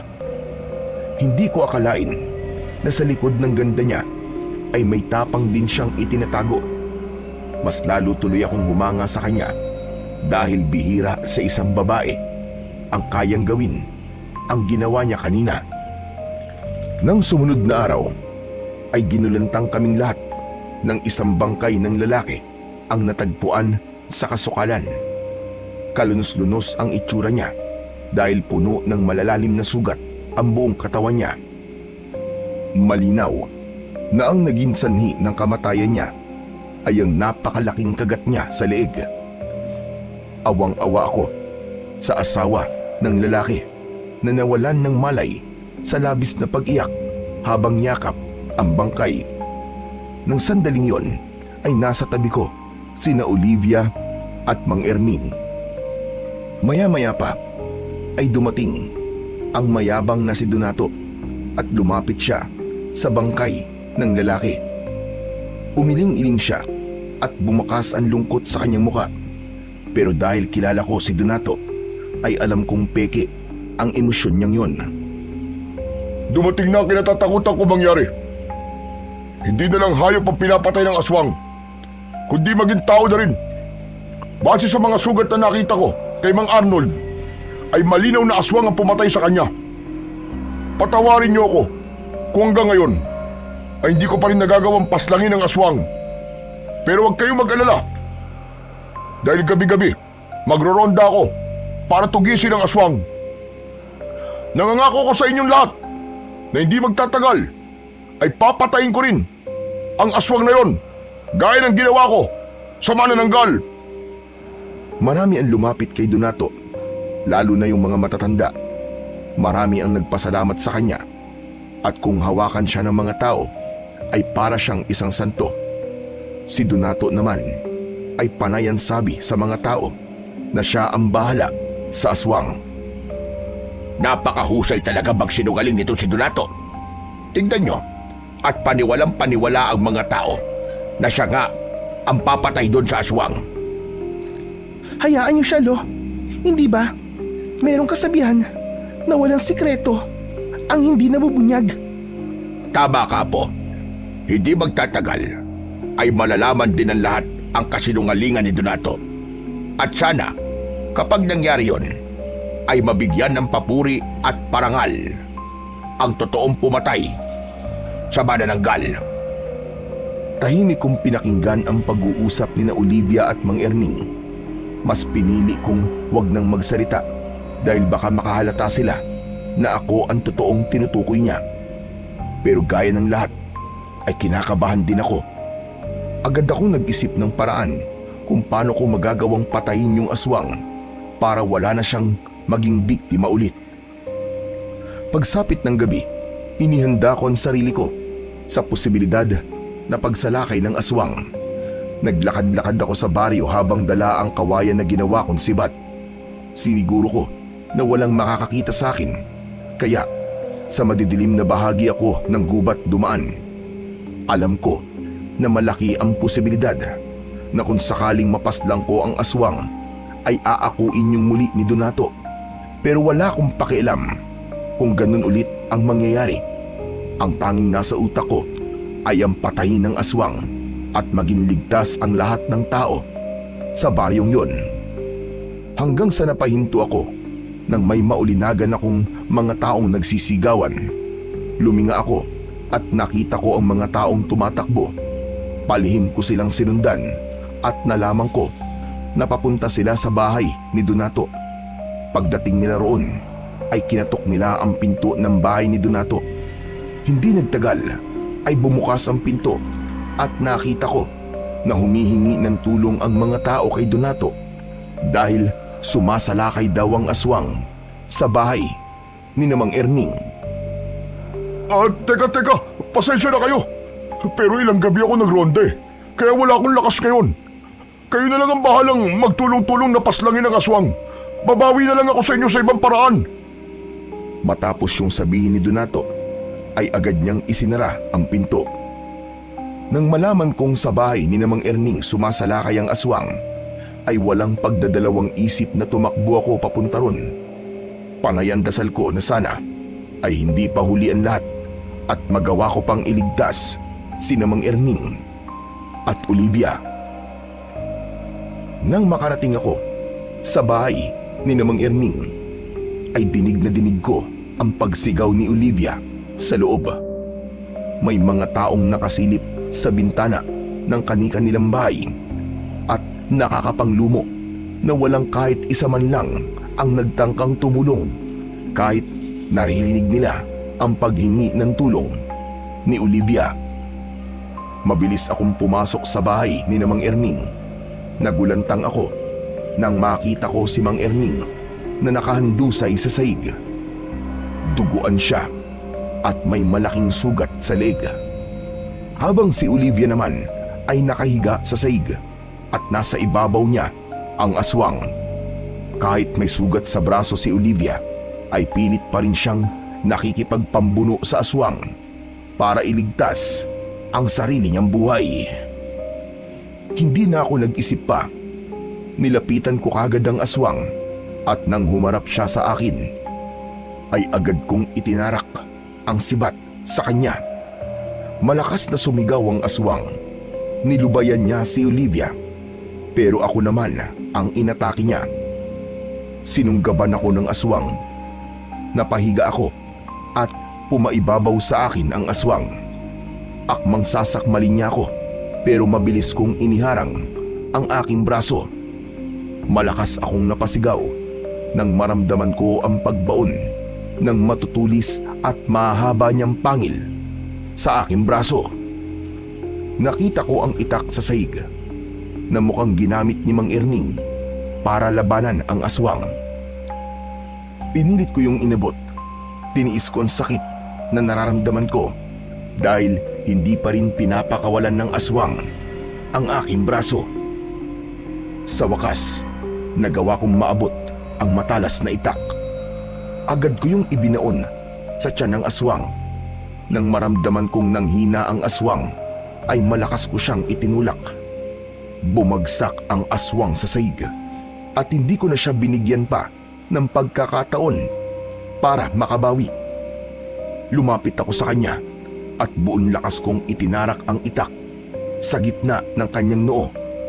Hindi pa ako nasiyahan. Hinugot ko yun at pinagdiinan ko sa kanyang dibdib hanggang sa siya ay bawian ng buhay. Habol ko ang aking paghinga nang lapitan ko si Olivia. Olivia, may sugat ka.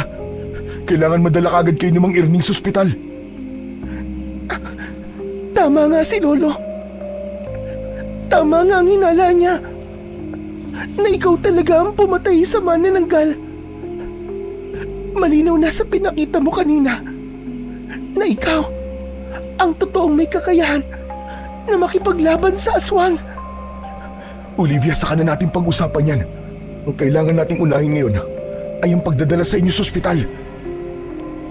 Lalapitan ko sana si Mang Erning nang pumasok bigla si Donato roon at nagulat siya nang makita niyang patay na ang aswang. Agad din siya lumabas at narinig namin ang malakas na boses ni Donato. Mga kababaryo! Maaari na kayo lumabas! Patay na ang aswang! Sa pangalawang pagkakataon ay nagawa ko ulit kayong iligtas! Ako muli ang bayani niyong lahat! Hayop. Hayop talaga. Napakasinungaling talaga ng Donato na yon. Hindi na ako papayag na maloko na naman niya ang mga tao. Kailangan malaman ng lahat ng totoo. Hayaan mo na siya, Olivia. Kailangan na muna kayo madala ni Mang Erning sa ospital. Kilala ko yan si Lolo. Masamang damo yan. Kaya hindi pa yan mamamatay. Teka, bayani. Pagbigyan mo na ako. Mabilis lang ako. Nang lumabas si Olivia, ay sinundan ko siya dahil natakot ako na baka saktan siya ni Donato kapag nagsalita siya. Marami ng tao sa labas. Pagkakita ni Donato kay Olivia, ay ngumiti. Si Donato, Oh, Olivia, nandito ka ba para magpasalamat sa akin? Dahil iniligtas ko kayo? Pwede ba? Tigilan mo na ang pagsisinungaling mo, Donato. Hindi ikaw ang pumatay sa aswang, kundi si Bayani. At malinaw na hindi rin ikaw ang pumatay dun sa manananggal. Dahil si Bayani rin ang gumawa nun. Kayong lahat, makinig po kayo sa sasabihin ko. Hindi si Donato ang nagligtas sa amin ni Lolo, kundi si Bayani. Si Bayani ang dapat na pinupuri nyo at binibigyan ng parangal. At hindi itong si Donato. Teka. Para sa kaalaman nyo lahat, sinasabi lang yan ni Olivia dahil sa nagtapat siya ng pagmamahal sa akin. Pero sinabi ko sa kanya na hindi siya ang babaeng tipo ko at isa pa, nakapokus ako sa pagtugis sa aswang. Kaya wala akong oras sa pag-ipag-ibig na yan. Sinisiraan niya lamang ako para makaganti siya sa akin. Saka, maniniwala ba kayo sa sinasabi ng isang hindi taga rito na walang alam kung ano ang talagang nangyayari dito? Walang hiya ka talaga. Ang kapal ng mukha mo. Napakasinungaling mo. Ako? Magkakagusto sa'yo? Walang matinong babae magkakagusto sa'yo. Saka hindi ko ibababa ang standards ko pagdating sa lalaki nang dahil sa'yo. Kung anong nilaki ng katawan mo, ay siya namang niliit ng utak mo. nanlisik ang mga mata ni Donato sa sinabing yun ni Olivia. Nang akmang sasampalin ni Donato si Olivia, ay hindi ko na napigilang makialam. Mabilis kong hinawakan ang braso ni Donato at pinilipit ko yun. Napaluhod sa lupa si Donato. Sa tuwing pinipilit niyang makawala, ay mas lalo kong pinipilipit ang braso niya, kaya wala siyang nagawa kundi ang sumigaw dahil sa sobrang sakit. Aray, aray! Pakawalan mo akong palaboy ka! Humanda ka sa akin pag nakawala ako rito! Alam mo ikaw, Donato, wala na sana akong planong basagin ng pantasya mo na iniisip mong ikaw ang pumatay sa manananggal at dun sa aswang kanina. Pero kung pati si Olivia ay sasaktan mo, hindi ko na kayang manahimik. Aminin mo na lang sa lahat na hindi ikaw ang pumatay sa aswang. Wala akong aaminin dahil ako talaga ang pumatay sa aswang! Pinilipit ko ng gusto ang braso ni Donato at halos maiyak na siya sa sobrang sakit. Aray ko! Una-una! Tama na! Oo na! Aamin na ako! Hindi ako pumatay sa manananggal at dun sa aswang! Ginawa ko lang naman yun para marami ang humanga sa akin eh! Tama na, Bayani! Tama na! Pakawalan mo na ako! Baka mabalin ang braso ko! Aray ko! Marahas kong pinakawalan si Donato. Hindi ako makapaniwala na magagawa ko yon. Sadyang napuno lang ako dahil maging babae ay handang saktan ni Donato para lang mapanindigan ang kanyang kasinungalingan. Tinignan si Donato ng mga tao nang may kasamang pangungutya. May mga nagbulungan pa na halatang si Donato ang pinag-uusapan. Tila hindi na kinaya ni Donato ang lahat. Nahihiya siyang tumayo at tumakbo palayo. Nang sandaling yon ay napansin kong iba na ang tingin ng mga tao sa akin.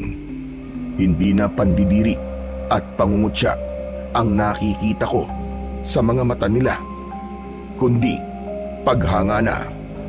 Isang bagay na matagal ko nang hindi nararamdaman simula nang maging isa kong palaboy.